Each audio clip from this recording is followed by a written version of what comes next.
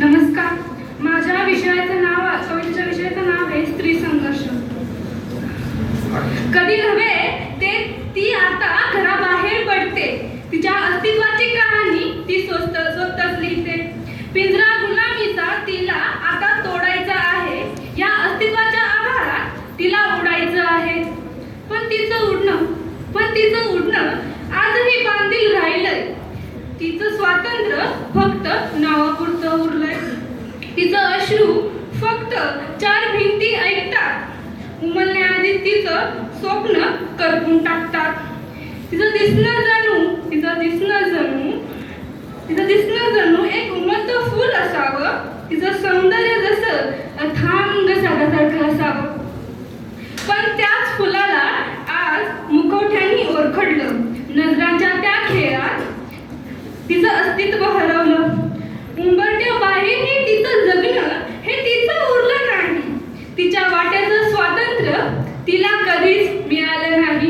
काळ्या नजरा की काळ्या रात्रीच्या की भर दिवसांच्या, फरक छोट्या कपड्यांचा की वाईट विचारांचा. आजही आरशात राहिली ती मृत फोटो बनून. त्यात बसली ती खोल जखमा लपवून. तिचं रडणं पाहून आज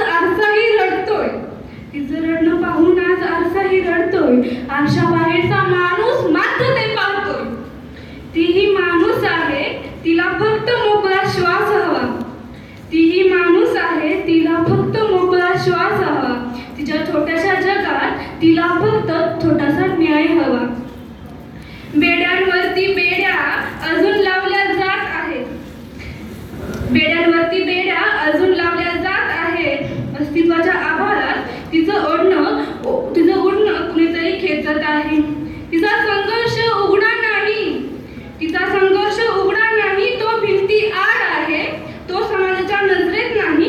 तो घराच्या उंबरठ्याखाली आहे. रोज स्वतःला मारून ती इतरांना जगवते. हसणाऱ्या चेहऱ्यामागे ती कित्येक जखमा लपवते. लढा तिचा बाहेरच्या जगाशी नाही तर स्वतःच्याच हक्कांशी आहे.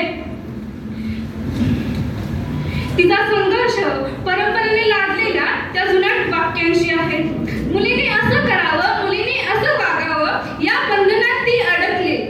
आपल्याच अस्तित्वाच्या शोधात ती हजारो वेळा रडली. तिच्या संघर्षाला हे जग नाटक म्हणतं. तिच्या रडण्याला सौंदर्याचा मुकुटा समजतं. घास भरवणाऱ्या हातांवर जेव्हा अन्यायाचे ओरखडे पडतात तेव्हा तिच्या मनातील उन्हाळे काळजात गोठून फुटतात. मनातलं पाणी तिचं आता रक्तासारखं वाहतंय. कोमजलेलं तारुण्य तिचं उंबरठ्यावरून बघून ते पाहतंय. कपाळावरचं कुंकूही आता केवळ जखमांनी भरलंय. जणू सौभाग्याचं प्रत्येक थेंब तिच्या रक्ताने सास थरथरलंय.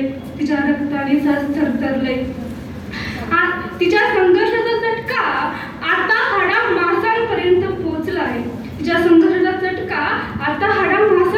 पोचलाय. आणि शतकांचा वनवास तिच्या श्वासातच येऊन साचलाय.